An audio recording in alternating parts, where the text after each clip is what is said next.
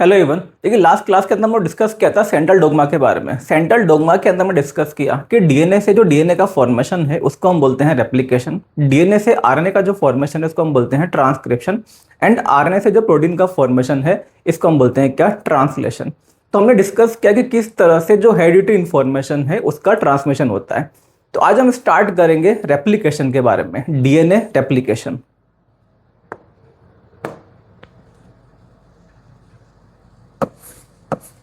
DNA replication.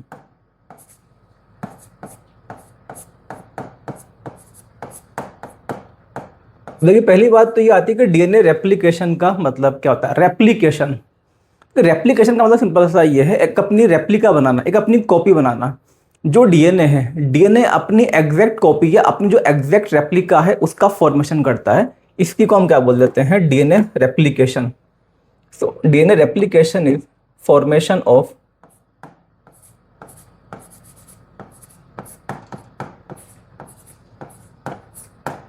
Formation of exact replica या copy of DNA. Formation of exact replica या copy of DNA.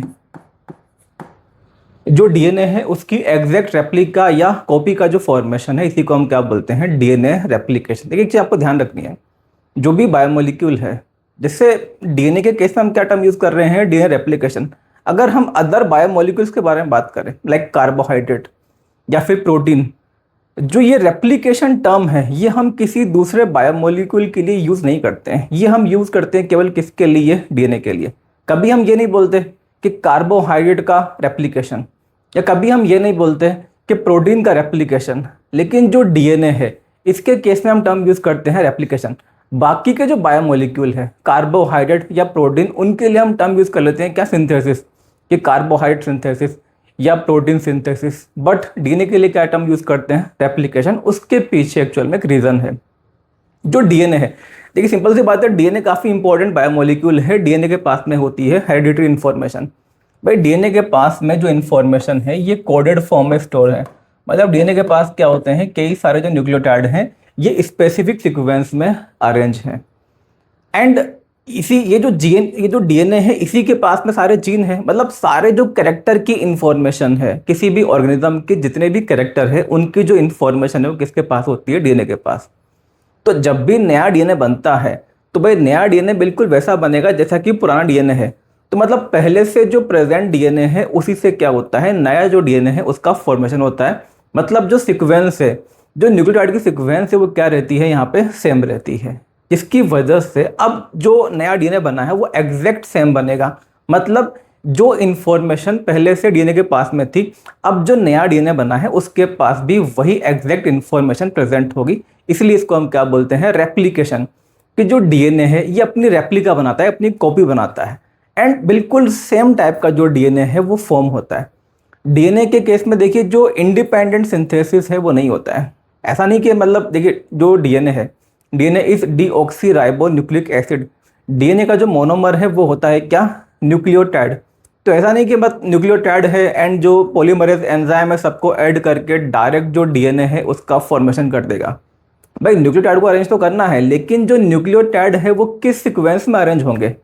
पहले कौन सा nucleotide आएगा, सेकंड नंबर पे कौन सा होगा, थर्ड नंबर पे कौन सा होगा, फोर्थ नंबर पे कौन सा होगा। तो किस तरह से न्यूक्लियोटाइड को अरेंज करना है, ये जो इन्फॉर्मेशन है ये पहले से जो प्रेजेंट डीएनए है उसके पास में होती है। तो जो पुराना डीएनए है वो एक तरह से टेम्पलेट की तरह काम करता है। तो यहाँ पे होता है एक्चुअल में क्या, टेम्पलेट डिपेंडेंट सिंथेसिस। तो आपको बस सिंपल सा ये याद रखना है कि जो भी नया डीएनए बनता है वो पुराने वाला जो डीएनए है उसको देख के उसकी एकदम जो एग्जैक्ट रेप्लिका है उसका फॉर्मेशन होता है। इंडिपेंडेंट जो सिंथेसिस है वो हमें डीएनए का देखने को नहीं मिलता है। जो पुराना डीएनए का स्ट्रैंड है, जो पहले से डीएनए प्रेजेंट है, वो टेम्पलेट की तरह काम करता है। तो जब भी नया डीएनए बनेगा तो पहले चेक किया जाएगा कि पहले से जो डीएनए प्रेजेंट है उसमें क्या सीक्वेंस है। एंड वही जो सीक्वेंस है वो आती है किसके अंदर, नए डीएनए के अंदर। इसलिए हम टर्म यूज करते हैं क्या, रेप्लिका, या इसी को हमने क्या बोल दिया, रेप्लिकेशन। अब देखिए जो प्रोसेस है ये एक तरह की यूनिक प्रॉपर्टी है डीएनए के अंदर। It is it is unique property, it is unique property of DNA,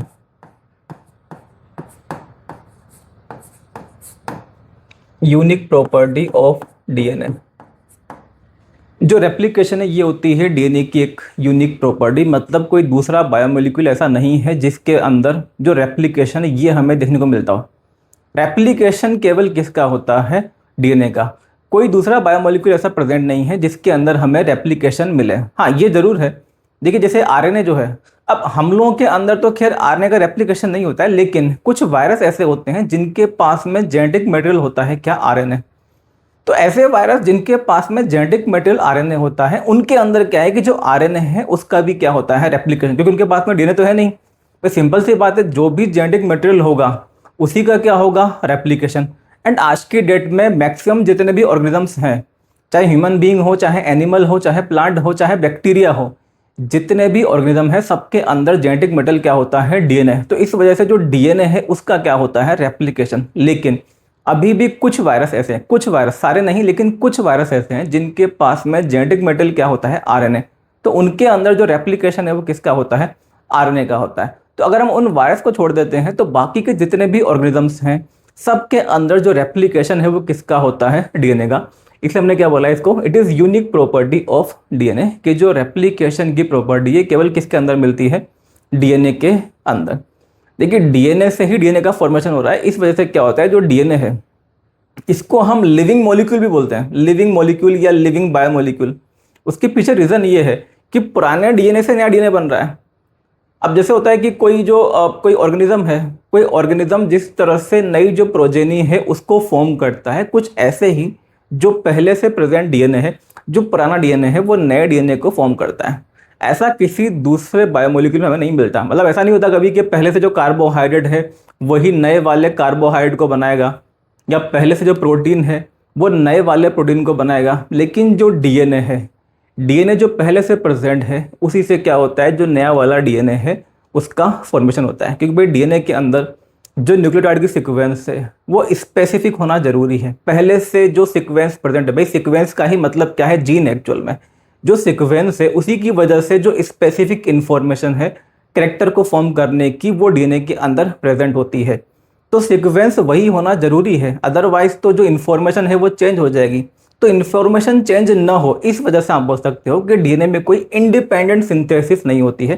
पहले से जो प्रेजेंट डीएनए है उसी को देख के उसका एकदम एग्जैक्ट जो कॉपी है उसको फॉर्म किया जाता है, जिसकी वजह से क्या हो, जो भी अब इंफॉर्मेशन है, मतलब पहले से जो इंफॉर्मेशन प्रेजेंट थी डीएनए के अंदर वही इंफॉर्मेशन एग्जैक्ट मैनर में नए डीएनए के अंदर भी प्रेजेंट हो। इसके अलावा जो डीएनए का रेप्लिकेशन है, अगर हम देखें कि किस फेज में होता है, तो एक्चुअल में ये होता है इंटरफेज की एस फेज में। It occurs in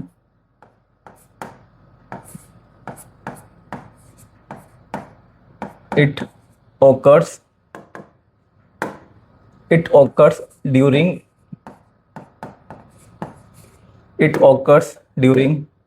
S phase. It occurs during S phase of cell cycle. It occurs during S phase of cell cycle.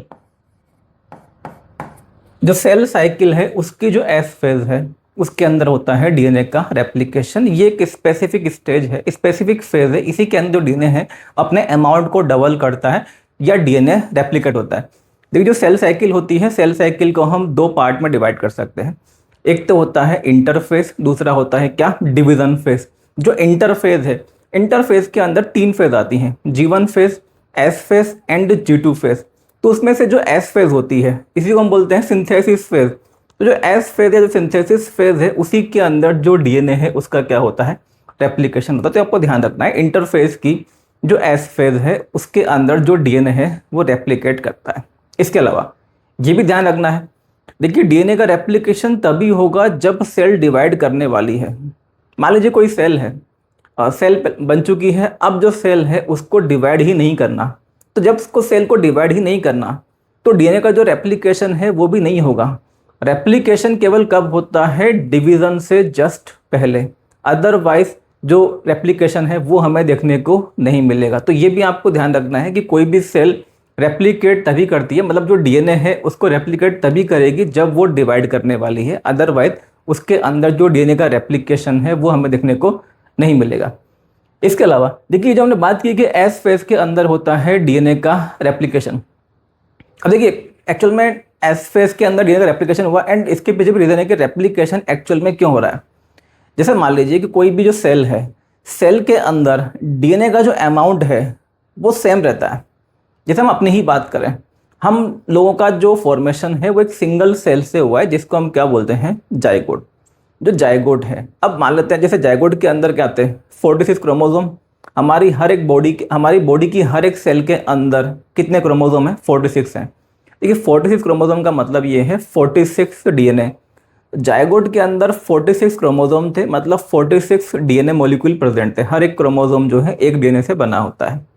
तो 46 क्रोमोसोम मतलब 46 डीएनए। अब उस जाइगोट के अंदर मल्टीपल माइटोसिस हुए, उसकी वजह से हम लोग का डेवलपमेंट हुआ। हमारे अंदर ट्रिलियंस ऑफ सेल्स होती हैं, तो हमारी बॉडी की जो हर एक सेल है उसके पास में 46 क्रोमोसोम है, मतलब 46 डीएनए मॉलिक्यूल है।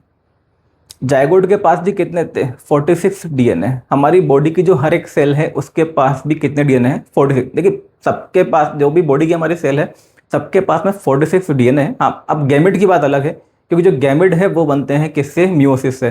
तो वहाँ पे 23 क्रोमोसोम होंगे तो 23 डीएनए हो जाएंगे।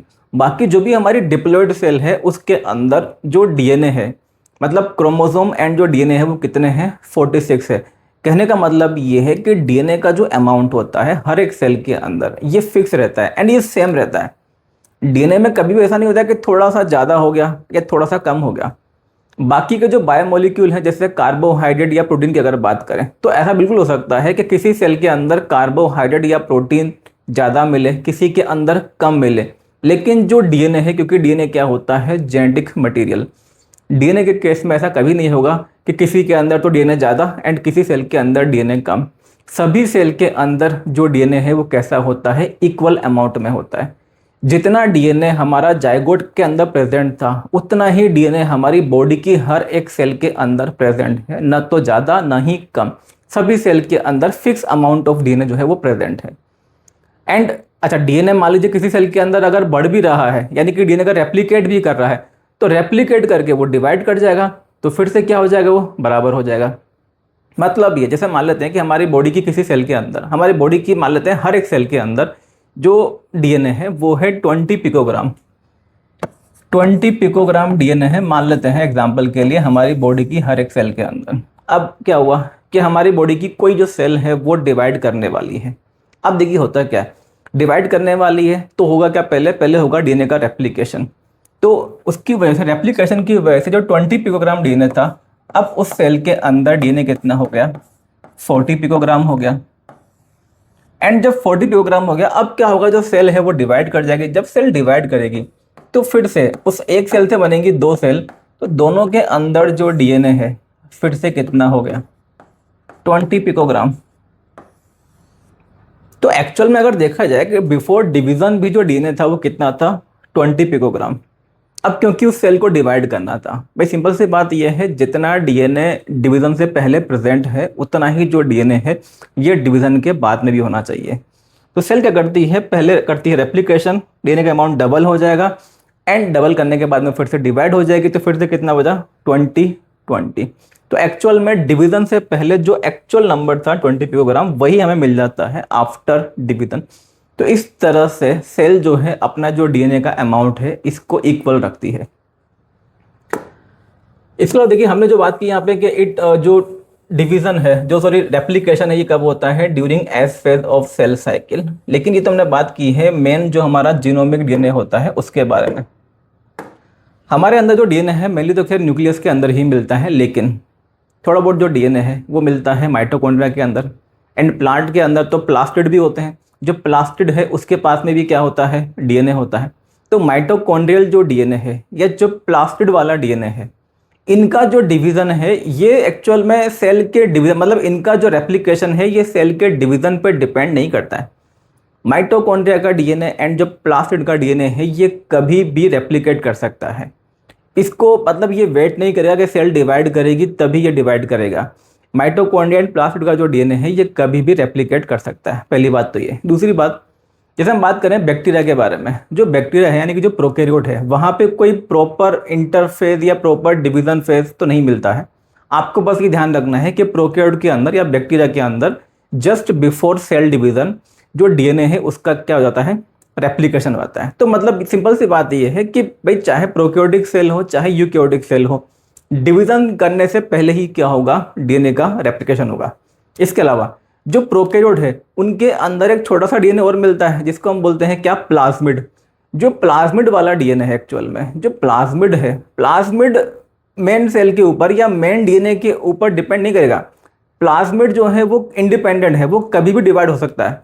कहने का मतलब ये है कि जो प्लाज्मिड है वो एक्चुअल में वेट नहीं करेगा कि बैक्टीरियल सेल डिवाइड करेगी तभी वो रेप्लिकेट होगा। प्लाज्मिड का जो रेप्लिकेशन है वो कभी भी हो सकता है।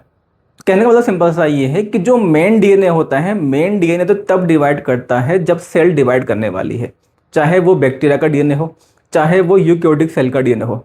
लेकिन उसके अलावा जो कुछ अदर डीएनए होते हैं, जैसे कि यूकैरियोट्स के अंदर माइटोकॉन्ड्रिया का डीएनए एंड प्लास्मिड वाला डीएनए, ये जो डीएनए है ये एक्चुअल में सेल डिवीजन के ऊपर डिपेंड नहीं करते हैं, ये कभी भी डिवाइड कर सकते हैं। एंड ऐसे ही जो हमारा ये वाला डीएनए है बैक्टीरिया के अंदर, कौन सा, प्लाज्मिड वाला डीएनए, जो प्लाज्मिड का डीएनए है ये भी जो जीनोमिक डीएनए है उसके ऊपर डिपेंडेंट नहीं है कि जब ये इसका मेन जीनोमिक डीएनए डिवाइड करेगा तभी जो प्लाज्मिड वाला डीएनए है वो डिवाइड करेगा। जो प्लाज्मिड वाला डीएनए है वो इंडिपेंडेंट है, वो कभी भी डिवाइड कर सकता है।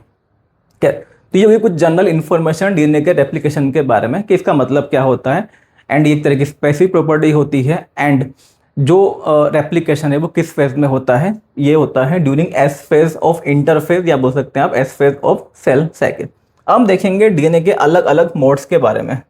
देखिए रेप्लिकेशन किस तरह से होता है, इसके लिए अलग अलग जो मोड थे ये सजेस्ट किए गए थे। Modes of DNA replication.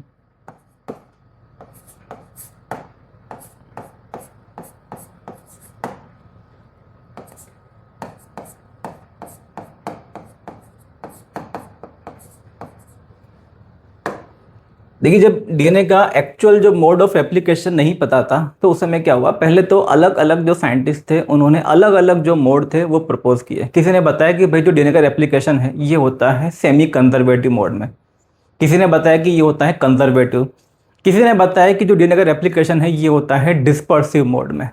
तो तीन जो मोड है ये सजेस्ट किए गए थे। एक तो था इसमें semi conservative mode, semi conservative,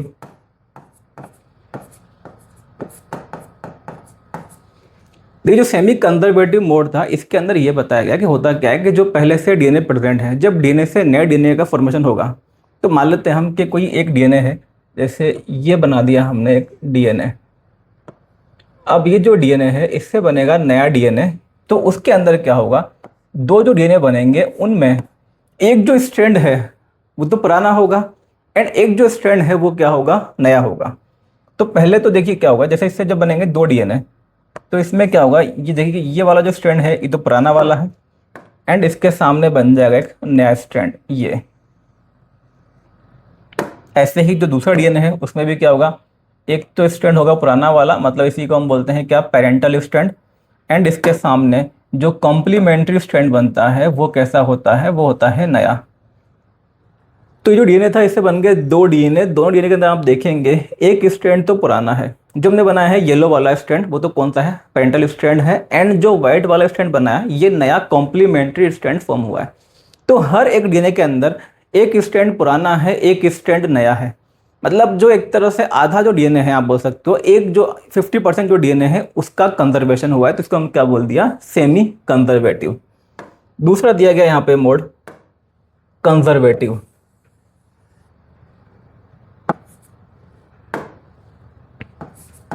second था कंजर्वेटिव।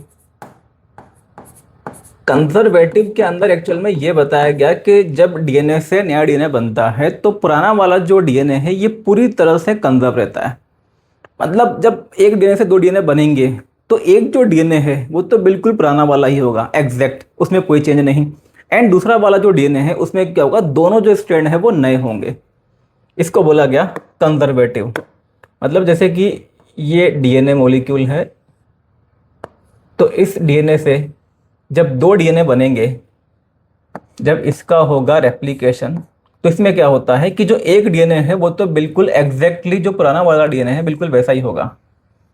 तो एक तो बिल्कुल मतलब जो ओरिजिनल वाला डीएनए है बिल्कुल वैसा ही रहेगा, एंड जो दूसरा वाला डीएनए बनेगा उसमें क्या होता है, दोनों स्ट्रैंड नए होंगे, मतलब ये बिल्कुल नया होगा। तो ये था ओरिजिनल डीएनए, इससे बन गए दो डीएनए, इनमें से एक जो डीएनए है, मतलब एक जो डीएनए है वो तो बिल्कुल कैसा है, ओरिजिनल वाला है, पुराना वाला है, एंड ये वाला जो डीएनए है ये कैसा है, नया है। तो यहाँ पे क्या हुआ, जो पुराना वाला डीएनए है वो पूरी तरह से कंजर्व हुआ है, इसलिए क्या बोल दिया गया इसको, कंजर्वेटिव। एंड तीसरा जो मोड दिया गया था वो था डिस्पर्सिव, तीसरा था डिस्पर्सिव।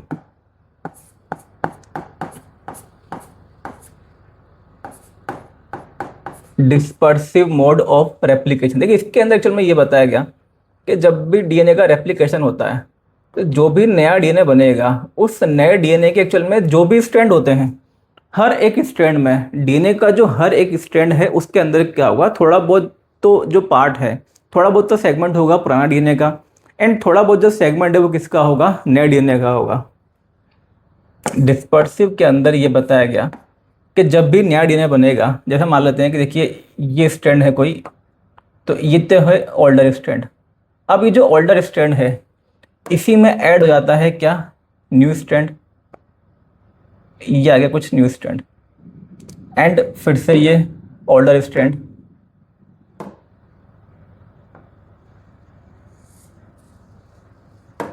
ये हो गया एक स्ट्रैंड। अब बना लेते हैं हम दूसरा स्ट्रैंड, तो ये इसमें दूसरा स्ट्रैंड है, तो ये तो है न्यू स्ट्रैंड एक्चुअल में, एंड उसके बाद में इसी में फिर कुछ कैसा होगा, ओल्डर स्ट्रैंड, तो ये ओल्डर स्ट्रैंड।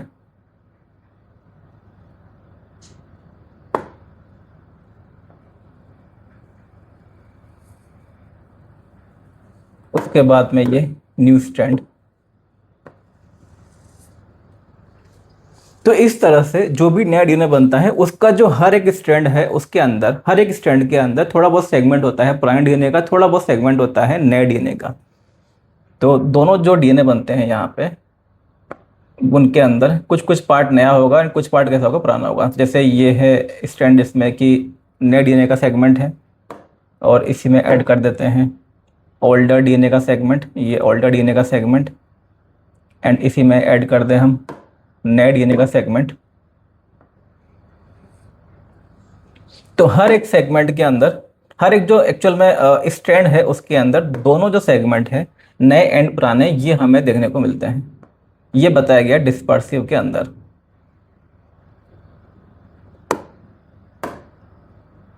ये न्यू स्ट्रैंड,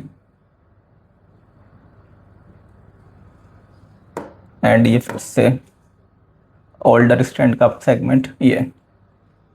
तो ये था डिस्पर्सिव। डिस्पर्सिव के अंदर क्या बताया गया कि जो भी नया डीएनए बनेगा उसमें हर एक जो स्ट्रैंड है, हर एक स्ट्रैंड के अंदर थोड़ा बहुत सेगमेंट होगा पुराने डीएनए का, थोड़ा बहुत होगा नया डीएनए का। तो ये तीन जो मोड है सजेस्ट किए गए थे, semi conservative, conservative and dispersive. Actual में फिर कई सारे एक्सपेरिमेंट हुए, एंड एक्सपेरिमेंट से प्रूव हुआ कि जो डीएनए का रेप्लिकेशन है वो कैसा होता है, एक्चुअल में semi conservative.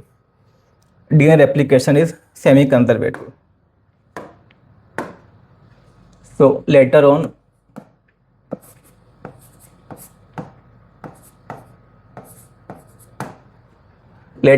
it was experimentally proved.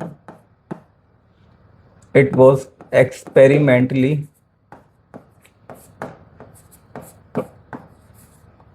proved that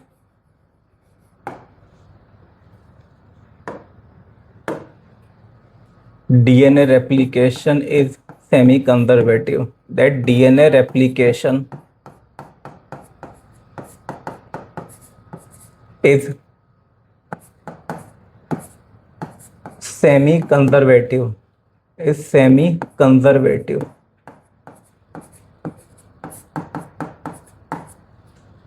experiment से ये प्रूव हुआ कि एक्चुअल में जो डीएनए का रेप्लिकेशन है वो कैसा होता है, semi conservative.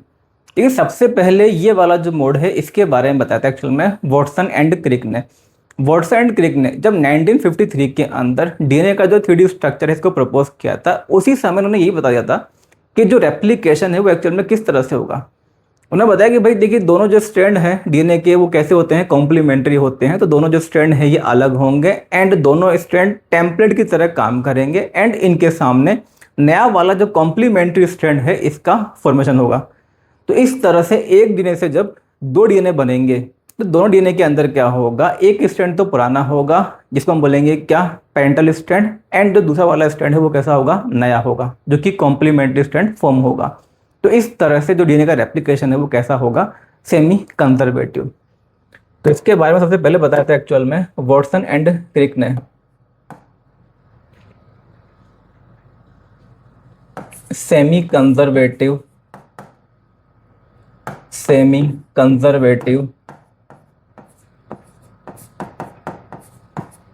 Mode of replication, semi conservative mode of replication was first of all suggested by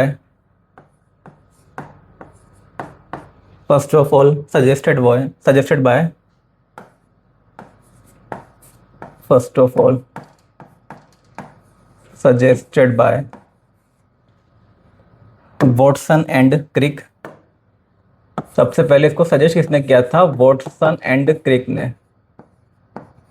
Watson and Crick ने जब डीएनए का स्ट्रक्चर दिया था, जब इन्होंने डीएनए का 3D स्ट्रक्चर दिया था, उसी समय उन्होंने बता दिया था कि किस तरह से जो डीएनए है इसके अंदर रेप्लिकेशन होगा। लेकिन उन्होंने कोई एक्सपेरिमेंट यहाँ पे परफॉर्म नहीं किया था इस चीज़ को प्रूव करने के लिए। इसके लिए जो एक्सपेरिमेंटल प्रूफ है वो दिया था साइंटिस्ट बिजेल्सन एंड स्टॉल ने। बिजेल्सन एंड जो स्टॉल साइंटिस्ट थे, इन्होंने कुछ एक्सपेरिमेंट परफॉर्म किए, उसके बेसिस पे उन्होंने बताया कि एक्चुअल में जो डीएनए का रेप्लिकेशन है वो कैसा होता है, सेमी कंजर्वेटिव होता है। Experimental verification,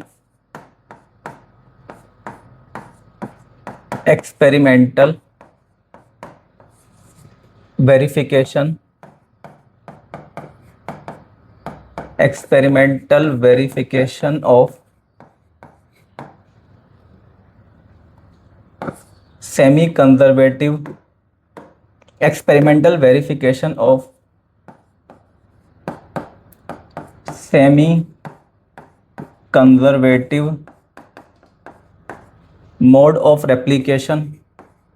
semi conservative mode of replication,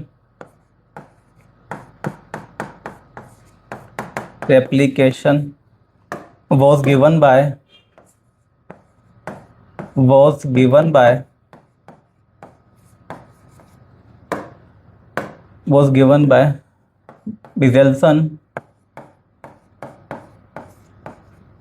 and Stoll।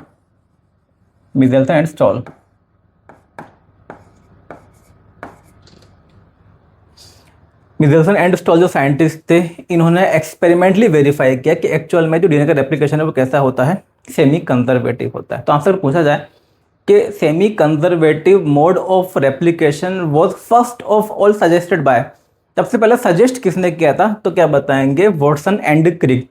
लेकिन इसका जो एक्सपेरिमेंटल प्रूफ है वो किसने दिया था, तो मिजेल्सन एंड स्टॉल ने। तो हम बात करेंगे इनके एक्सपेरिमेंट के बारे में।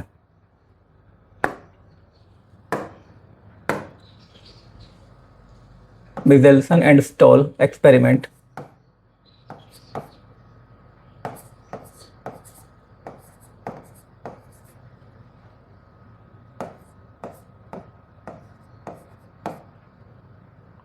Bizelson and Stoll experiment, इन्होंने अपने एक्सपेरिमेंट से प्रूव किया कि जो डीएनए का रेप्लिकेशन है वो होता है क्या, semi conservative.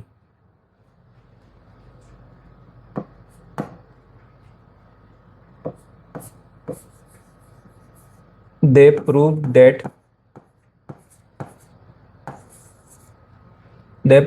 that replication of DNA is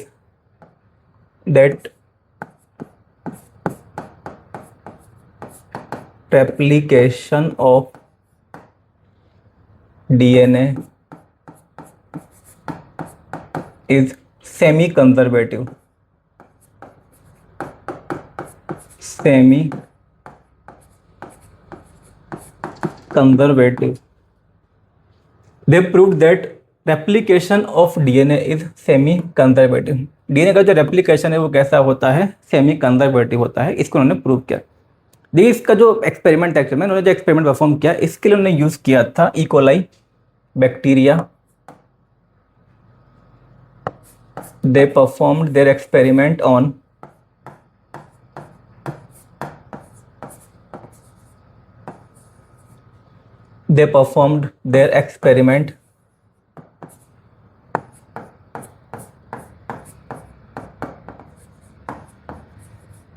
there experiment on E coli. इन्होंने एक्सपेरिमेंट के लिए लिया था क्या, ई कोलाई। इनका जो मतलब एक्सपेरिमेंटल मटेरियल है वो था ई कोलाई प्रोकैरियोट। एंड जो इनकी टेक्निक थी, इन्होंने टेक्निक यूज़ की थी डेंसिटी ग्रेडियंट सेंट्रीफ्यूगेशन टेक्निक। जो टेक्निक है उसको हम क्या बोलते हैं, density gradient centrifugation.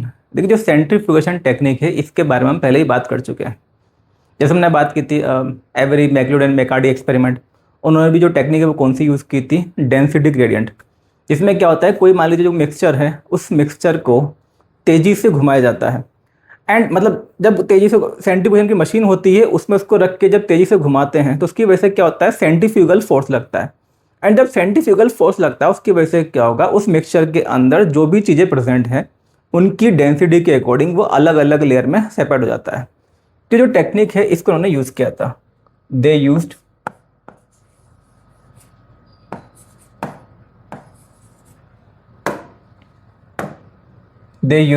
Density gradient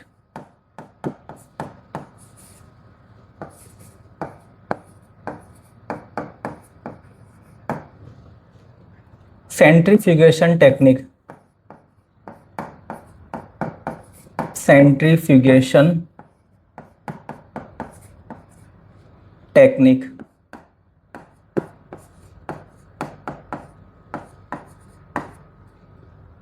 दे use density gradient centrifugation technique. तो जो टेक्निक है, जो सेंट्रीफ्यूगेशन की टेक्निक है, इसको उन्होंने यूज किया था। एंड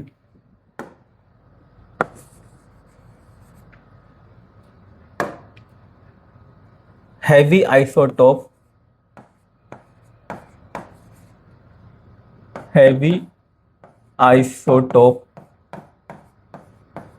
ऑफ नाइट्रोजन, इन्होंने यूज किया था heavy isotope of nitrogen means N15।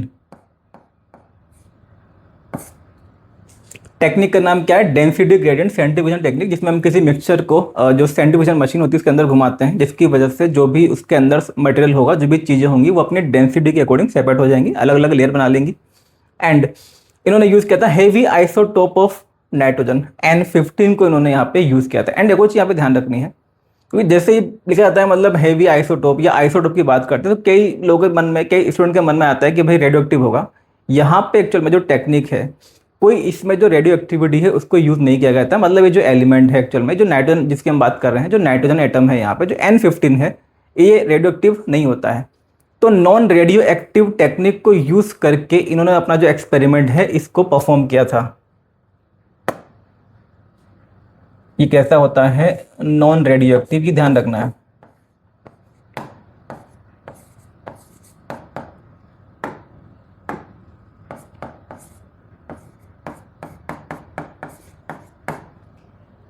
मतलब ये कि जो मिजेल्स एंड स्टॉल थे, इन्होंने जो टेक्निक यूज़ की है ये नॉन रेडियो एक्टिव टेक्निक थी। इन्होंने बस क्या किया है, इन्होंने जो हेवी आइसोटोप है नाइट्रोजन का उसको यूज़ किया है। देखिए अगर मान लीजिए रेडियो एक्टिव टेक्निक को यूज़ करेंगे तब तो क्या होगा, जो रेडिएशन है वो इमिट होंगी एंड उनको हम ट्रेस कर लेंगे। लेकिन इन्होंने यूज़ किया है क्या, हैवी आइसोटोप। अब देखिए जो हैवी आइसोटोप है, जैसे इसको अगर हम कंपेयर करते हैं N14 से, N14 उसकी जो डेंसिटी है वो क्या होगी, कम होगी। एंड जो N15 है इसकी डेंसिटी क्या होगी, ज़्यादा होगी। तो सिंपल सी बात है, जब सेंट्रीफ्यूगेशन मशीन के अंदर, जब सेंट्रीफ्यूगेशन ट्यूब के अंदर इसको रखेंगे तो क्या, जब सेंट्रीफ्यूगेशन हम कराएंगे तो सेंट्रीफ्यूगेशन कराने पे क्या होगा, जो इसकी लेयर बनेगी भाई N15 की डेंसिटी ज़्यादा है तो सेंट्रीफ्यूगेशन जो ट्यूब है, जो सेंट्रीफ्यूगेशन ट्यूब है उसमें जब इसकी लेयर बनेगी तो वो काफ़ी नीचे बनेगी, नीचे बनेगी, क्योंकि इसकी डेंसिटी क्या है, ज़्यादा है। अगर मान लीजिए N14 को लेंगे तो N14 कैसा होता है, वो हल्का होता है, तो उसकी जो पैलेट बनता है वो थोड़ा सा ऊपर बनेगा क्योंकि उसकी डेंसिटी क्या है, कम है। तो केवल ये जो डेंसिटी है उसी के बेसिस पे इन्होंने इनको सेपरेट किया है। यहाँ पे कोई रेडियो एक्टिव जो टेक्निक है उसको यूज़ नहीं किया गया था। डेंसिटी के बेसिस पे जो पूरा एक्सपेरिमेंट है इसको परफॉर्म किया गया। तो ये आपको ध्यान रखना है, N15 की जो डेंसिटी है ज़्यादा होती है किससे, N14 से। चलिए अब देखिए, इसमें हम देखेंगे कि जो एक्सपेरिमेंट है इनको इन्होंने किस तरह से एक्चुअल में परफॉर्म किया था।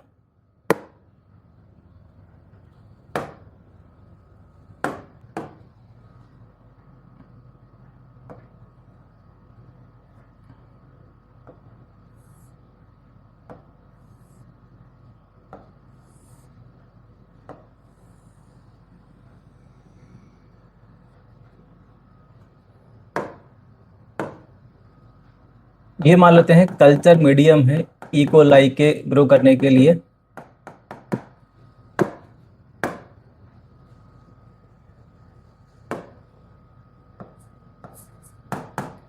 E coli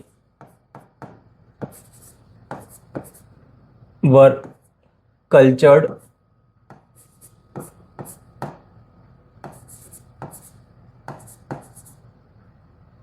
for many generations, for many generations in nutrient medium, in nutrient medium containing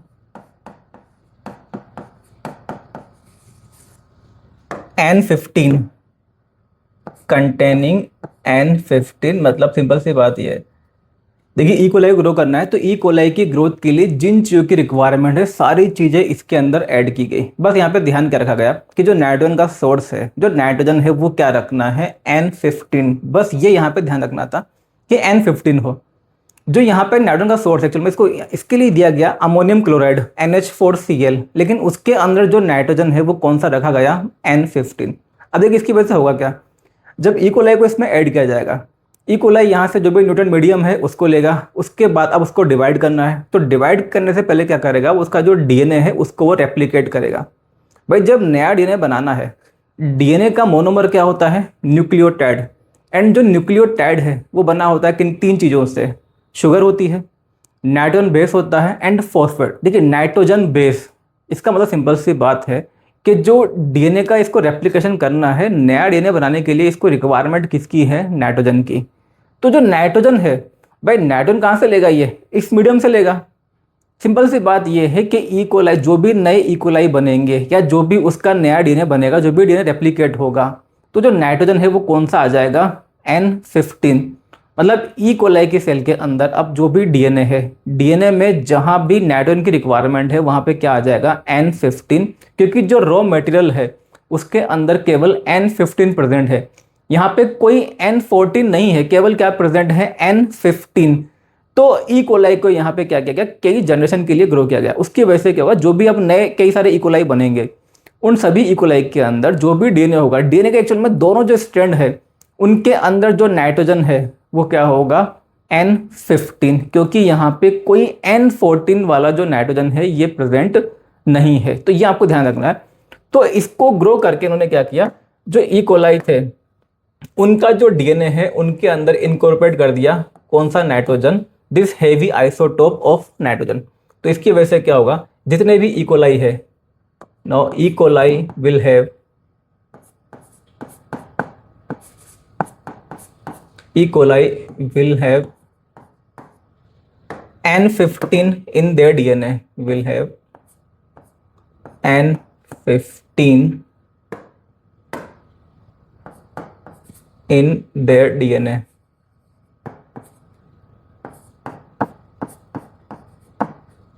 जो ई कोलाई है, E coli will have N15 in their DNA. जो ई कोलाई है उनके डीएनए के अंदर क्या होगा, N15 होगा। मतलब ई कोलाई जो डीएनए होगा, डीएनए दो स्ट्रैंड का होता है, डबल स्ट्रैंडेड होता है।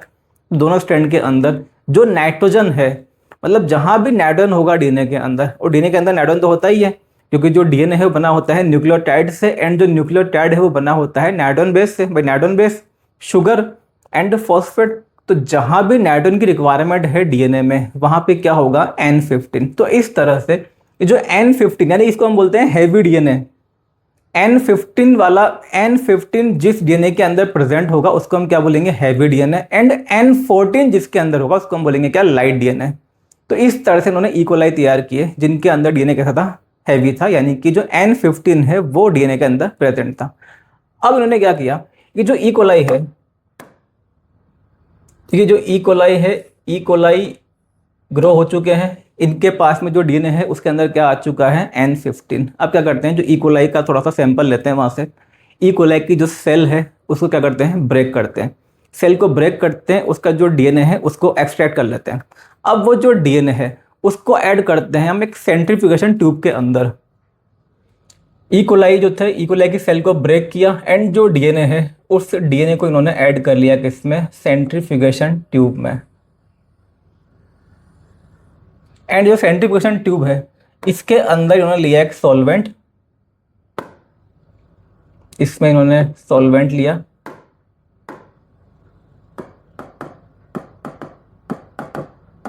ये है सेंट्रीफ्यूगेशन ट्यूब। इसके अंदर जो सॉल्वेंट है वो इन्होंने लिया था क्या, caesium chloride, CaCl। Caesium chloride क्या लिया है, सॉल्यूशन सॉल्वेंट लिया है। एंड इसके अंदर क्या ऐड किया इन्होंने, डीएनए। ई कोलाई की सेल को ब्रेक किया, कुछ एंजाइम को यूज करके सेल को ब्रेक करते हैं, जो डीएनए है उसको निकाला। मतलब वो डीएनए जिसके पास में नाइट्रोजन कौन सा है, N15 है, उस डीएनए को इस सेंट्रीफ्यूगेशन ट्यूब के अंदर ऐड कर दिया। इस ट्यूब के अंदर और क्या प्रेजेंट है, CaCl, सीजियम क्लोराइड। तो सीजियम क्लोराइड एंड जो इसका ये डीएनए था इसको इसमें ऐड कर दिया। अब क्या हुआ, ये जो ट्यूब है सेंट्रीफ्यूगेशन ट्यूब, इसको रखते हैं सेंट्रीफ्यूगेशन की मशीन में। एक मशीन होती है सेंट्रीफ्यूगेशन की, उसके अंदर इसको रख देते हैं, उसको फिर बंद करते हैं, और फिर पूरा उसमें टाइमिंग वगैरह सेट कर देते हैं कि कितने टाइम के लिए हमें इसको सेंट्रीफ्यूगेशन कराना है, 10 मिनट्स के लिए या 15 मिनट्स के लिए, कितने स्पीड में इसको घुमाना है, मतलब 10,000 RPM, 15,000 RPM। तो वो सेट करके जो है इसका करते हैं सेंट्रीफ्यूगेशन। जब सेंट्रीफ्यूगेशन होगा तो उसकी वजह से क्या होगा, सेंट्रीफ्यूगल फोर्स लगेगा। एंड जब सेंट्रीफ्यूगल फोर्स लगेगा तो उसकी वजह से क्या होगा, अब इसमें जो भी चीज़ें प्रेजेंट है, जो भी इसमें डीएनए है, वो अपनी डेंसिटी के अकॉर्डिंग क्या होगा, एक जो पैलेट है उसका फॉर्मेशन कर लेगा। तो यहाँ पे देखिए होता क्या है, क्योंकि जो डीएनए है, डीएनए कैसा था यहाँ पे, N15 वाला, जो N15 वाला डीएनए थोड़ा हैवी होता है, तो इसकी वजह से जो इसमें पैलेट बनता है वो नीचे बनेगा। ये इसमें जो पैलेट है वो कहाँ बनता है, नीचे बनता है, क्योंकि डीएनए कौन सा है, N15 वाला है, जिसकी डेंसिटी ज़्यादा है, तो पैलेट बनता है काफ़ी नीचे। तो ये इसका पैलेट है। ये इसमें जो डीएनए है, भाई डीएनए में दोनों जो स्ट्रैंड है उनके पास में नाइट्रोजन कौन सा है, N15। तो ये है एक्चुअल में क्या, हैवी डीएनए।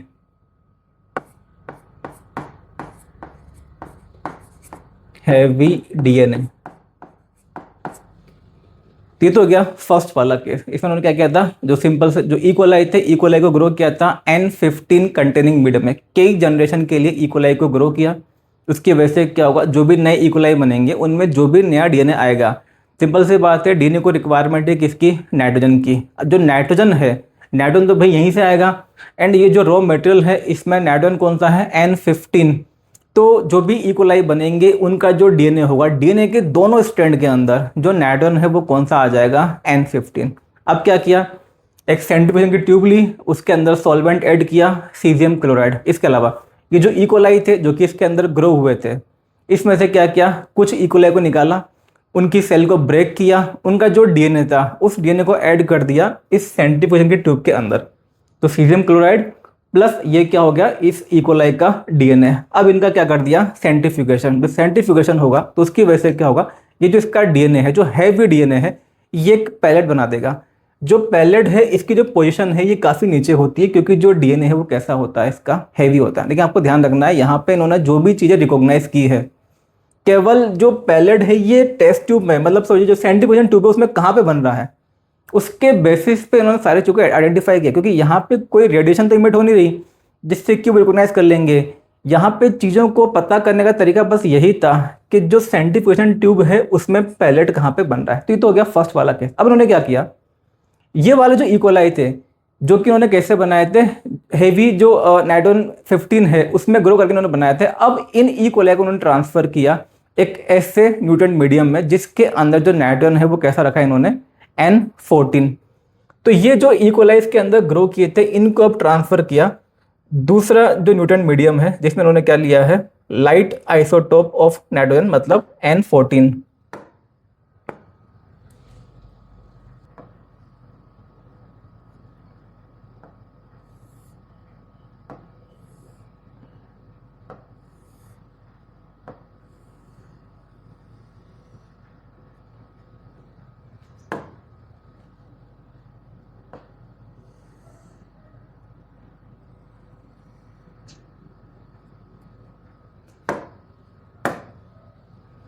देखिए इसमें ये दूसरा न्यूट्रिएंट मीडियम है,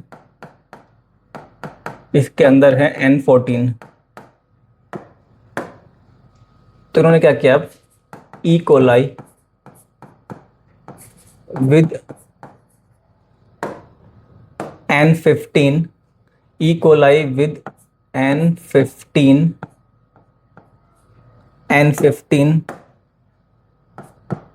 in their DNA were transferred to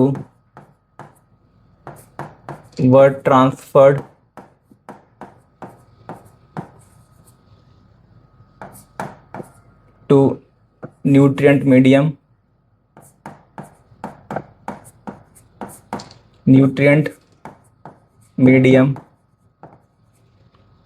containing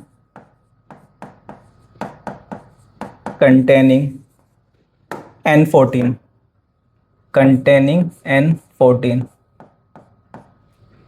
तो उन्होंने क्या किया है, जो यहाँ पे इकोलाई थे, ये जो इकोलाई थे जो कि ग्रो किए थे किसमें, N15 में, जिसकी वजह से क्या हुआ, जो भी नए इकोलाई बने उनका जो भी डीएनए था, डीएनए के दोनों स्ट्रैंड के अंदर क्या आ गया था, N15। तो ये वाले जो इकोलाई थे जिनके पास में N15 आ चुका है, अब उन इकोलाई को इन्होंने यहाँ से निकाल के ट्रांसफर कर दिया किसके अंदर, इसके अंदर। अब यहाँ पे उन्होंने क्या ध्यान रखा है कि यहाँ पे जो नाइट्रोजन का सोर्स है वो क्या रखा है, N14। बाकी चीज़ें सब सेम है, बस यहाँ पे जो नाइट्रोजन का सोर्स है वो क्या रखा गया है, N14। तो कहने का मतलब ये है कि N15 वाले जो इकोलाई थे उनको अब ये ग्रो कर रहे हैं किसके अंदर, N14 वाले म्यूटेंट मीडियम में। अब देखिए इसमें होता क्या है, जो इकोलाई है इसके अंदर एक्चुअल में जो डिवीजन है, जो रेप्लिकेशन है, ये होता है कितना, 20 मिनट के आसपास। तो 18 मिनट या जो 20 मिनट है उनके अंदर क्या होता है, आप बोल सकते हो कि जो एक जनरेशन है वो कंप्लीट हो जाती है। मतलब जो इकोलाई है लगभग 20 मिनट के अंदर ये डिवाइड हो जाता है। तो अपना जो रेप्लिकेशन है वो इसी में कंप्लीट कर लेता है, रेप्लिकेशन कर लेगा, डिवाइड कर लेगा। तो अब क्या करते हैं, इसमें जो इकोलाई है इन्होंने क्या किया है, अलग अलग टाइम पे जो इसमें सैंपल है उसको ये लेते हैं। पहले हम बात करेंगे आफ्टर 20 मिनट्स।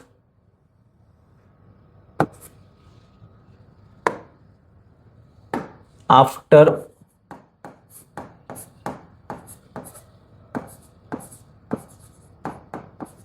20 मिनट इसमें इकोलाई ग्रो हो रहे हैं। तो 20 मिनट के बाद में क्या किया, इन्होंने यहाँ से सैंपल लिया। देखिए 20 मिनट के बाद में क्या होगा, जो एक जनरेशन है वो कंप्लीट हो जाएगी, मतलब जो इकोलाई है वो डिवाइड कर चुके होंगे। तो आफ्टर 20 मिनट इन्होंने यहाँ से क्या लिया, सैंपल लिया। अब देखिए यहाँ पे आपको एक चीज़ ध्यान से समझनी है कि जो इकोलाई थे, पहले जो यहाँ पे इकोलाई था वो कैसा था, एक्चुअल में N15 था, दोनों स्ट्रैंड के अंदर क्या था, N15। अब उसको ग्रो किसमें कर रहे हैं हम, N14 के अंदर। तो अब जो भी नया नाइट्रोजन आएगा डीएनए स्ट्रैंड के अंदर वो कौन सा आना है, N14। अब कुछ नया N15 नहीं आएगा, जो भी नया स्ट्रैंड बनेगा डीएनए का उसके अंदर जो नाइट्रोजन है वो क्या आएगा, N14। तो पहले तो आपको क्या करना है, देखिए ये जो हमने बनाया था यहाँ पे, जैसे ये जो डीएनए था एक्चुअल में, इसको आप समझ सकते हो कि ये जो डीएनए था इसमें तो क्या था कि डीएनए में दोनों ही स्ट्रैंड में क्या था, N15। मान लेते हैं कि येलो कलर से हम रिप्रेजेंट कर रहे हैं किसको, N15 को। तो इस केस में तो क्या था, जो डीएनए है उसके दोनों ही स्ट्रैंड के अंदर क्या था, N15 था, क्योंकि कई सारी जनरेशन के लिए ग्रो किया था भाई। कई सारे जनरेशन के लिए जब आप ग्रो करोगे तो उसके बाद में जो आपको इकोलाई मिलेंगे उसमें जो भी डीएनए होगा तो दोनों स्ट्रैंड के अंदर क्या होगा, N15 होगा।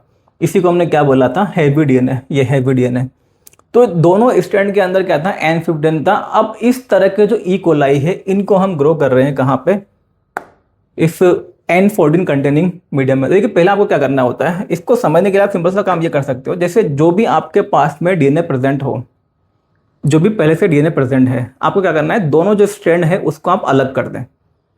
ये है जो पहले से जो हैवी वाले, जो मतलब हैवी डीएनए वाले जो इकोलाई है उनके अंदर कंडीशन ये है। आपको क्या करना है, दोनों को अलग कर दें आप, N15 को अलग कर दिया। अब इनके सामने क्या बनेगा, नया कॉम्प्लीमेंट्री स्ट्रैंड बनेगा। अब जो नया स्ट्रैंड बनेगा एक्चुअल में वो बन रहा है किस सॉल्यूशन के अंदर, वो बन रहा है इसके अंदर। तो इसकी वजह से क्या होगा, जो नया स्ट्रैंड बनेगा उसमें जो नाइट्रोजन आएगा वो कौन सा आएगा, N14 आएगा। भाई ये जो डीएनए था, पहले तो आपने क्या किया, ये जो डीएनए था इसके दोनों स्ट्रैंड को आपने अलग कर दिया।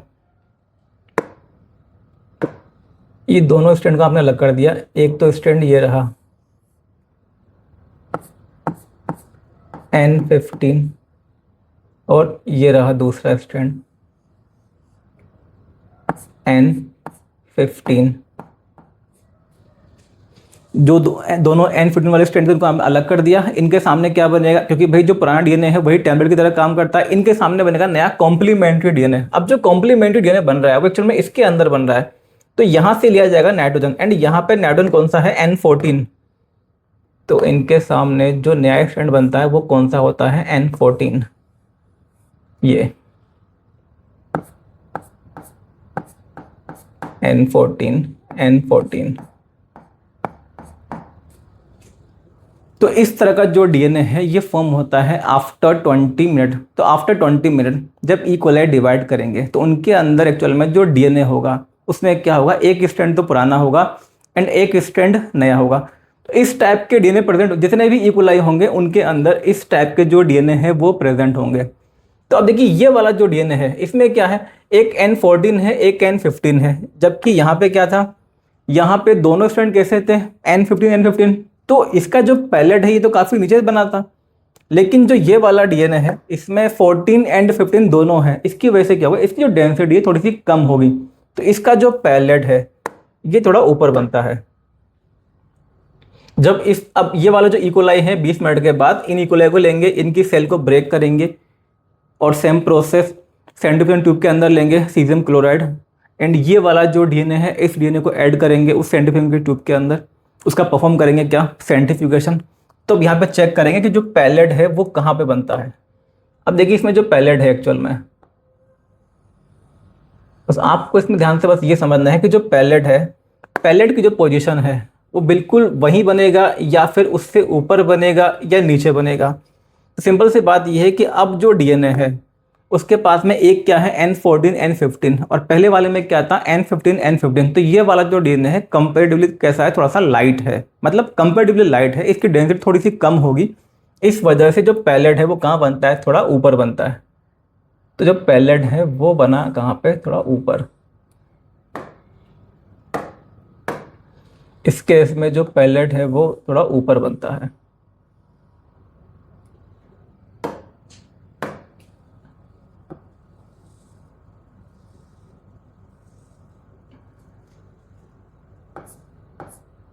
तो इसमें एक जो स्ट्रैंड है उसके पास तो क्या है, N14 है, एंड दूसरा स्ट्रैंड है उसके पास में क्या है, N15। इस तरह का जो डीएनए होता है इसको हम बोलते हैं क्या, हाइब्रिड डीएनए। इसको हम क्या बोलते हैं, हाइब्रिड डीएनए।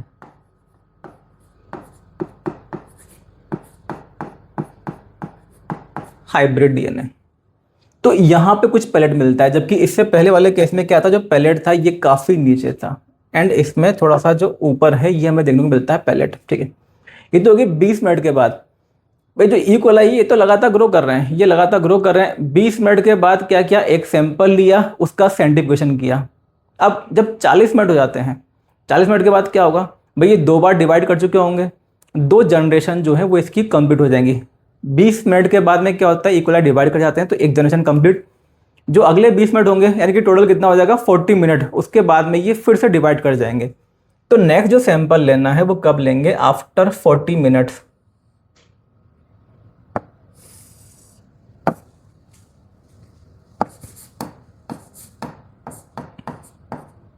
आफ्टर 40 मिनट्स आप सिंपल सा ऐसा समझ सकते हैं, जैसे मान लेते हैं एक रफ सा एग्जांपल लेते हैं कि आपने शुरू में जब इसके अंदर इकोलाई ऐड किए थे हैवी डीएनए वाले, वो थे 10 इकोलाई, वैसे नंबर बहुत ज़्यादा होगा बट सिंप्लीफाई करने के लिए मान लेते हैं कि आपने 10 इकोलाई ऐड किए थे। अब क्या हुआ, 20 मिनट के बाद में जो इकोलाई हैं वो 10 से कितने हो जाएंगे, 20 हो जाएंगे। तो जब 20 हो गए थे तब आपने एक सैंपल लिया था। अब उसके भी 20 मिनट के बाद यानी कि जो 20 इकोलाई है वो कितने हो जाएंगे एक्चुअल में, 40 हो जाएंगे। तो जब 40 इकोलाई यहाँ पे बन चुके हैं तो यानी कि 40 मिनट के बाद में आपको सैंपल लेना है। तो इस तरह से जो आफ्टर 40 मिनट, या आप बोल सकते हो आफ्टर सेकेंड जनरेशन, अब आप इसमें सैंपल लेते हैं, प्रोसेस बिल्कुल वही रहेगा। अब देखिए यहाँ पे जो डीएनए की कंडीशन है वो क्या हो गई। इससे पहले भाई सिंपल से बता, जो भी नया डीएनए बनता है वो किससे बनता है, जो पुराना वाला डीएनए है उसके जो स्ट्रैंड है वो टेम्पलेट की तरह काम करते हैं। आपको तो सिंपल से बस ये ध्यान रखना है, जो भी पहले से डीएनए प्रेजेंट है आप क्या करें, बस दोनों जो डीएनए के स्ट्रैंड है इनको अलग अलग कर लें। इन दोनों को अलग कर लो N14 N15 को, एंड इन दोनों को भी अलग कर लो N14 N15 को। उसके बाद में क्या करना है, इनको अलग कर लिया, इनको अलग कर लिया, एंड इनके सामने बना दो क्या, नया स्टैंड। एंड जो भी नया स्टैंड बनेगा उसके अंदर जो नाइट्रोजन है वो कौन सा आएगा, N14, क्योंकि ग्रो किसके अंदर हो रहे हैं ये, N14 कंटेनिंग मीडियम के अंदर। तो आपको बस क्या करना है, इन दोनों स्टैंड को अलग कर लेते हैं एंड इन दोनों को अलग कर लेते हैं हम। तो इसमें देखो ये रहा इसमें N14 और ये रहा N15। तो मान लेते हैं हम ये हमने बना दिया इसमें N15, एंड इस वाले का भी बना लेते हैं, इस वाले का N15 ये रहा।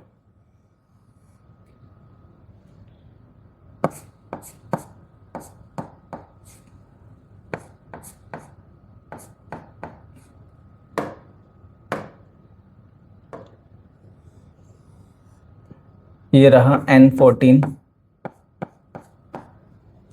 और ये N14।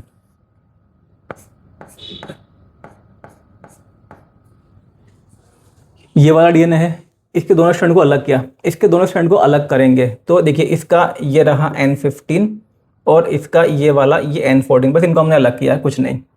बाकी ये वाला जो डीएनए है इसका जो N15 है ये इसको यहाँ लिख दिया, एंड इसका जो N14 है इसको हमने यहाँ लिख दिया।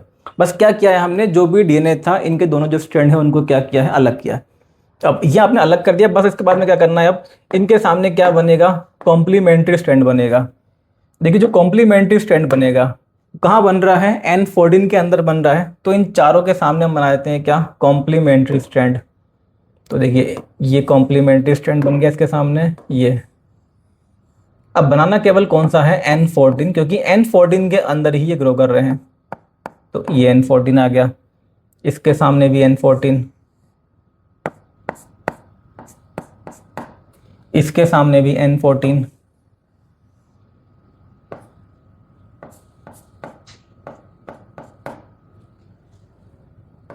इसके सामने भी क्या बन जाएगा, N14, क्योंकि आप अब इसको केवल N14 कंटेनिंग मीडियम के अंदर ग्रो कर रहे हैं। तो इस तरह से ये कॉम्प्लीमेंट्री स्ट्रैंड आप बना देंगे। अब देखिए यहाँ पे जो डीएनए की कंडीशन है, यहाँ पे आपके पास में एक्चुअल में दो टाइप के डीएनए है।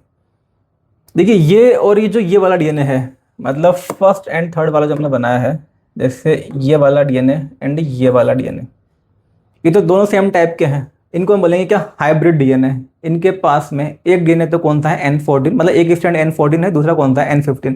एंड जो सेकंड एंड फोर्थ वाला है ये कैसा है, ये दोनों लाइट टाइप के हैं। इनमें क्या है, दोनों जो स्ट्रैंड है वो कैसे हैं, लाइट वाले हैं, N14 N14। तो कहने का मतलब ये है कि दो टाइप के डीएनए यहाँ पे प्रेजेंट है।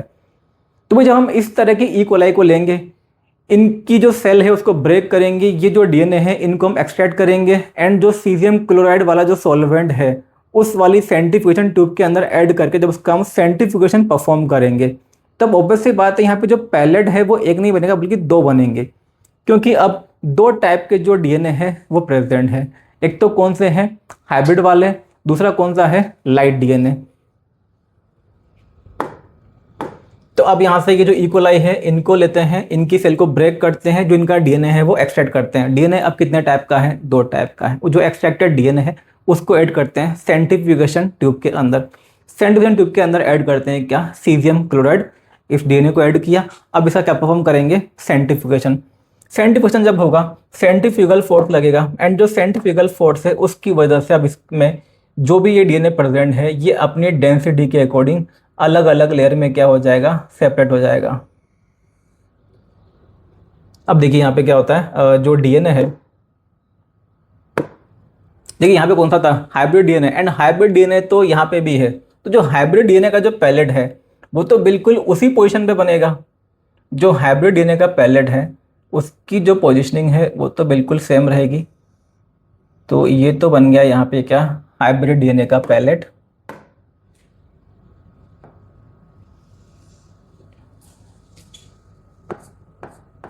N14, N15, N14, N15। तो ये तो क्या हो गया? Hybrid DNA.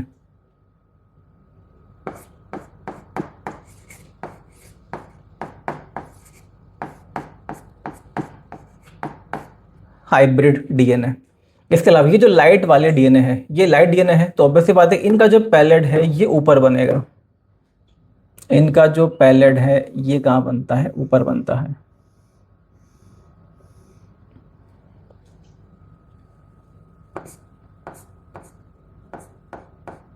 N14, N14, ये हो गया क्या? Light DNA.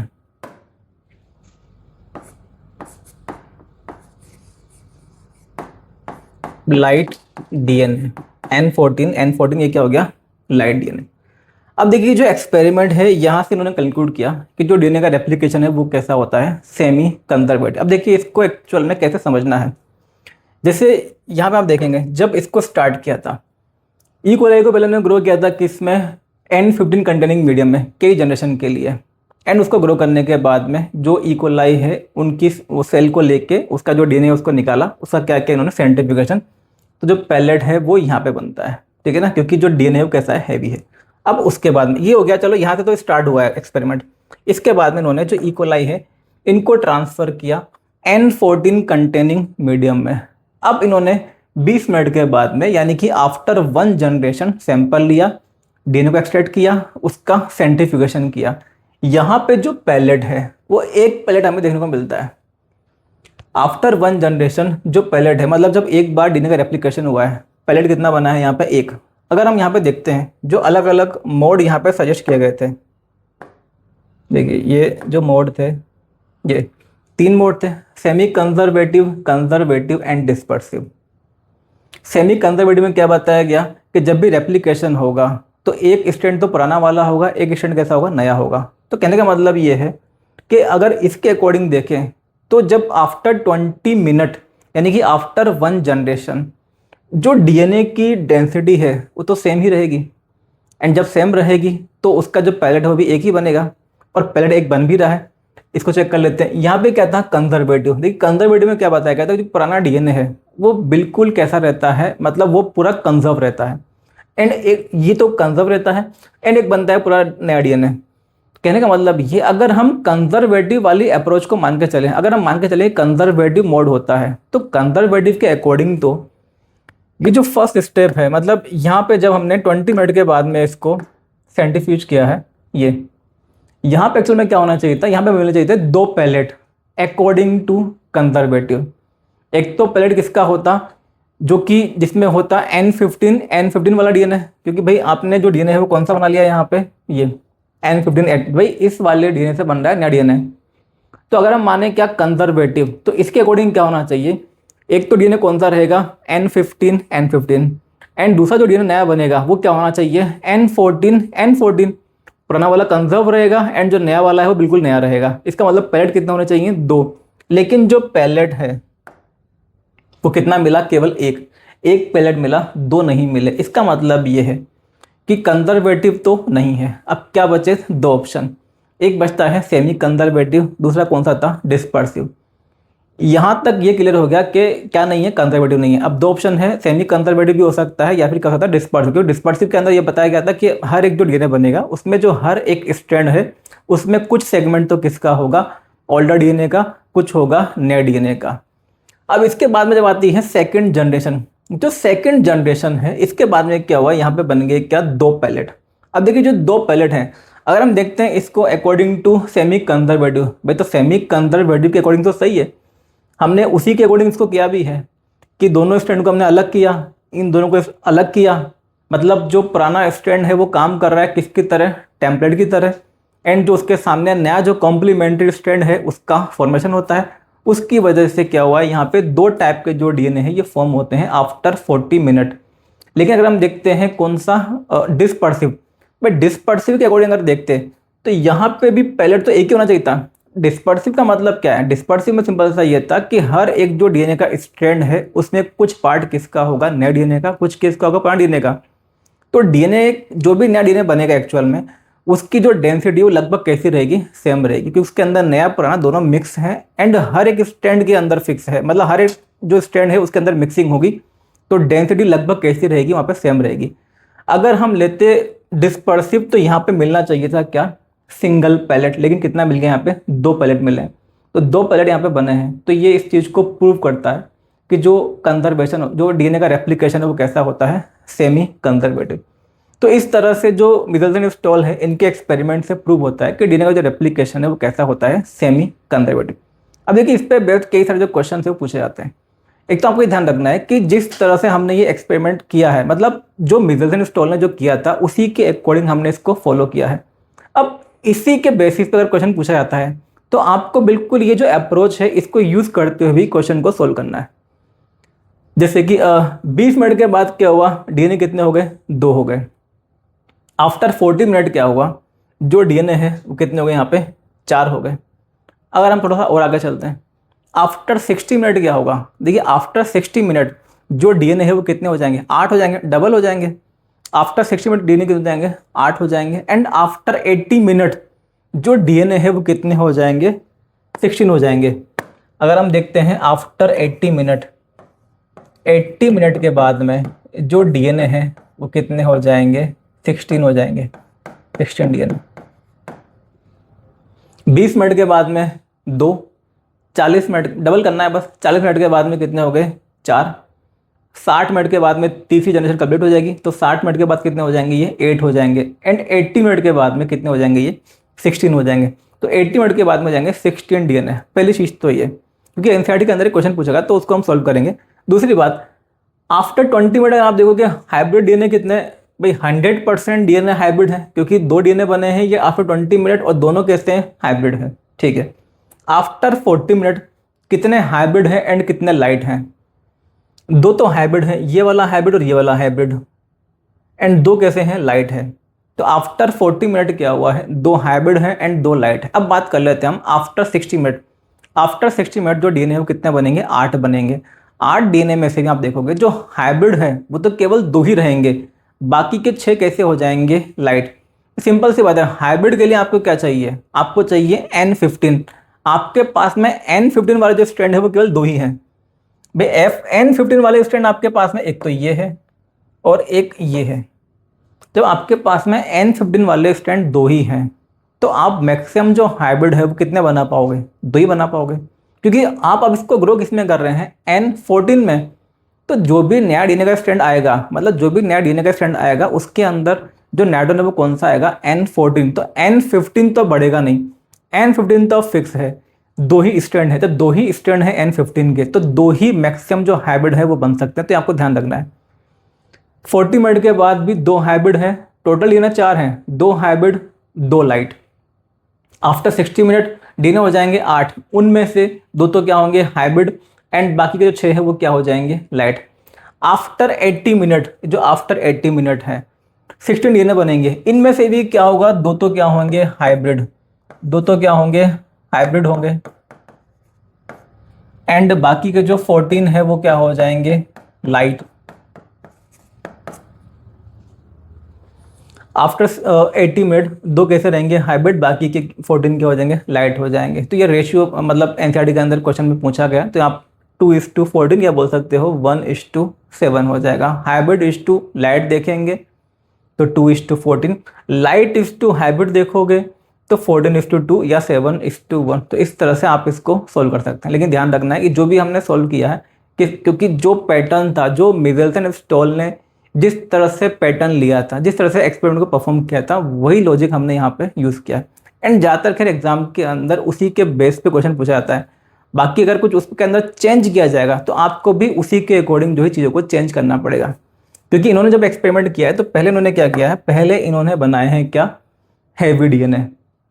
पहले इन्होंने इकोलाई को कई जनरेशन के लिए ग्रो किया है किसके अंदर, N15 कंटेनिंग मीडियम के अंदर, जिसकी वजह से क्या हुआ कि जो इकोलाई का डीएनए है, डीएनए के दोनों स्ट्रैंड के अंदर क्या आ गया, N15। तो जब इकोलाई के दोनों स्ट्रैंड के अंदर N15 आ जाता है, उसके बाद में फिर उन्होंने ट्रांसफर किया है किसके अंदर, N14 के अंदर। ये ध्यान रखना है। अगर क्वेश्चन के अंदर उल्टा दिया हो कि पहले तो ग्रो कर दिया किसमें, N14 में कई जनरेशन के लिए, फिर उसको ट्रांसफर किया N15 में, तो फिर आपको उसके अकॉर्डिंग चेंज करना होगा। ये जो भी हमने देखा है, ये देखा है जो ओरिजिनल एक्सपेरिमेंट था उसके बेसिस पे। तो इस तरह से जो क्वेश्चन है इसको आप सॉल्व कर सकते हैं। तो यहाँ से ये प्रूव हो जाता है कि जो डीएनए का रेप्लिकेशन है वो कैसा होता है, सेमी कंजर्वेटिव। एंड ये चीज़ भी ध्यान रखें, इसके बेसिस पे, इस एप्लीकेशन पे कई बार जो क्वेश्चन है वो पूछे आ चुके हैं। देखिए तो हमने देखा कि भाई आफ्टर 20 मिनट क्या हुआ, 1 से बन गए 2 डीएनए। आफ्टर 40 मिनट क्या हुआ, 2 से बन गए 4 डीएनए। क्योंकि हम यहाँ पे क्या कर रहे हैं, एक तरह से एक इकोलाई को लेकर चल रहे हैं। एक इकोलाई से बन जाएंगे 2 इकोलाई, तो ऑब्वियस सी बात है एक इकोलाई के अंदर तो एक ही डीएनए होगा। एक इकोलाई से हो गए 2 इकोलाई, मतलब 2 डीएनए। 2 इकोलाई से हो जाएंगे कितने, 4 इकोलाई, तो ये 4 डीएनए। तो इस तरह से हमने इसको यहाँ पे समझा है। लेकिन एग्जाम के अंदर एक बार ये भी पूछा गया था कि आपने 10 इकोलाई लिए हैं, 10 इकोलाई को अगर आप ग्रो कर रहे हैं 60 मिनट के लिए, तो ध्यान रखना है आपको, 10 इकोलाई अगर आपने लिए हैं तो 20 मिनट के बाद में क्या होगा, जो 10 इकोलाई है उससे कितने हो जाएंगे, 20 इकोलाई हो जाएंगे। 40 मिनट के बाद क्या होगा, 40 इकोलाई। 60 मिनट के बाद क्या होगा, 80 इकोलाई। तो 80 इकोलाई मतलब वो 80 डीएनए होगा एक तरह से। तो उस बेसिस पे आपको जो क्वेश्चन है उसको सोल्व करना होगा। जो भी नंबर है मतलब 20 मिनट के बाद में उसको डबल करते जाएं, और वो जो जनरेशन टाइम है वो फिर आपको क्वेश्चन के अंदर दिया भी होता है। ठीक है, तो ये यहाँ से प्रूव हो जाता है। अब देखिए, लेकिन ये जो एक्सपेरिमेंट था ये किया गया था किसके अंदर, इकोलाई के अंदर। तो यहाँ पे अभी कुछ लोग जानना चाहते थे कि भाई तो चलो प्रोकैरियोट वाली बात हुई, यूकैरियोट्स के अंदर पता नहीं क्या होता होगा, यूकैरियोट्स के अंदर ये सेमी कंजर्वेटिव होता भी है या नहीं होता, या कुछ और होता है।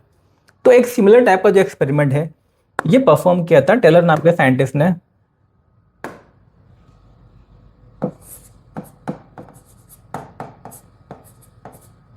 Similar type of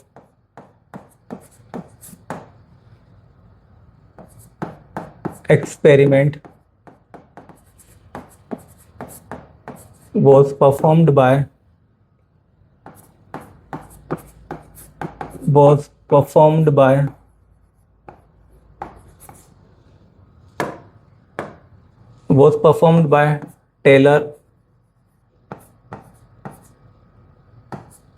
Taylor et all.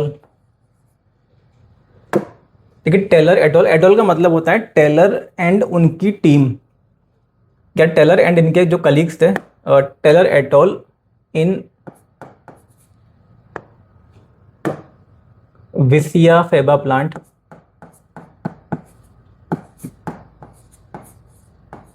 Vysya faba plant using. पहली बात है, इन्होंने जो एक्सपेरिमेंट है वो किस पे परफॉर्म किया, विसिया फेबा प्लांट पे। मतलब इन्होंने परफॉर्म किया है किस पे, यूकैरियोट्स में। एंड यूकैरियोट के अंदर भी जो इनको रिजल्ट है वो सेम मिला है। इनको भी रिजल्ट यही मिला है कि जो रेप्लिकेशन है वो कैसा होता है, सेमी कंजर्वेटिव। इसके लिए इन्होंने यूज़ किया है radio active thymidine, using radio active thymidine.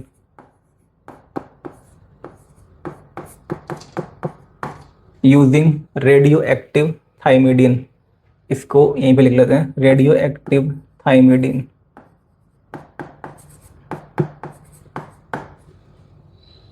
तो एक्चुअल में एनसीईआरटी के अंदर ये दिया हुआ है, ये जो लाइन है ये दी हुई, आपको याद रखना है। इसके ऊपर भी कई सारे क्वेश्चन आ चुके हैं। अब खैर ये जो एक्सपेरिमेंट है ये तो पूरा डिटेल में नहीं दिया है एनसीईआरटी के अंदर, लेकिन ये आपको ध्यान रखना है कि जो टेलर नाम के साइंटिस्ट थे, इन्होंने भी सिमिलर टाइप का एक्सपेरिमेंट किया था ये प्रूव करने के लिए। इनको भी रिजल्ट यही मिला कि जो डीएनए का रेप्लिकेशन है वो कैसा होता है, सेमी कंजर्वेटिव। लेकिन इन्होंने जो एक्सपेरिमेंट परफॉर्म किया था वो किस पे किया था, विसिया फेबा पे। नाम याद रखें, इसका मतलब ये विसिया फेबा प्लांट की बात करें। प्लांट क्या होते हैं, यूकैरियोट। जो मिजेल्सन स्टॉल थे उन्होंने अपना एक्सपेरिमेंट परफॉर्म किया था किस पे, ई कोलाई पे, मतलब प्रोकैरियोट पे। तो उन्होंने बताया मेरे प्रोकैरियोट के बारे में। अब खैर जो रिजल्ट है वो यूकैरियोट के अंदर भी सेम ही मिलते हैं। तो इन्होंने बताया कि भाई जो प्लांट है उसके अंदर भी जो रेप्लिकेशन है वो कैसा होता है, सेमी कंजर्वेटिव होता है। एंड इन्होंने क्या यूज़ किया था, रेडियो एक्टिव थाइमिडीन। ये भी ध्यान रखना है। टेलर की जो टेक्निक थी, इन्होंने रेडियो एक्टिव टेक्निक को यूज़ किया है, जबकि जो मिजेल्सन एंड स्टॉल थे उन्होंने कोई रेडियो एक्टिव टेक्निक को यूज़ नहीं किया था। उन्होंने यूज़ किया था डेंसिटी ग्रेडियंट सेंट्रीफ्यूजन टेक्निक को। तो दोनों में डिफरेंस है। मिजेल्सन स्टॉल ने यूज़ किया था ई कोलाई मतलब प्रोकैरियोट, इन्होंने क्या यूज़ किया, यूकैरियोट विसिया फेबा प्लांट। दूसरा डिफरेंस क्या है इनकी टेक्निक में। जो मिजेल्सन स्टॉल थे उनकी जो टेक्निक थी वो क्या थी, सेंट्रीफ्यूगेशन टेक्निक। एंड इनकी जो टेक्निक थी वो क्या थी, रेडियो एक्टिव टेक्निक। जो थायमिन होता है, मतलब थायमिन को क्या करते हैं एक्चुअल में, जो रेडियो एक्टिव उसको बना के जो प्लांट है उसके अंदर उन्होंने इंसर्ट किया, उसके बेसिस उसके अंदर इनकॉर्पोरेट किया। उसके बेसिस पे फिर उन्होंने एक्सपेरिमेंट करके जो डीएनए का रेप्लिकेशन है उसके बारे में कंक्लूजन दिया कि जो डीएनए का रेप्लिकेशन है वो क्या होता है, सेमी कंजर्वेटिव। तो उन्होंने भी क्या बताया, semi conservative replication of DNA. इनको भी रिजल्ट सेम मिलता है, semi conservative mode of replication.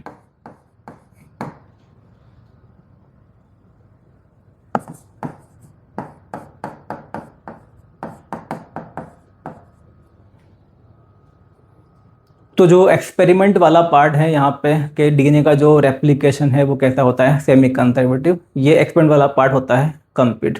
ठीक है, अब इसके बाद में जो डीएनए रेप्लिकेशन का जो मैकेनिज्म है इसको हम डिस्कस करेंगे नेक्स्ट क्लास में।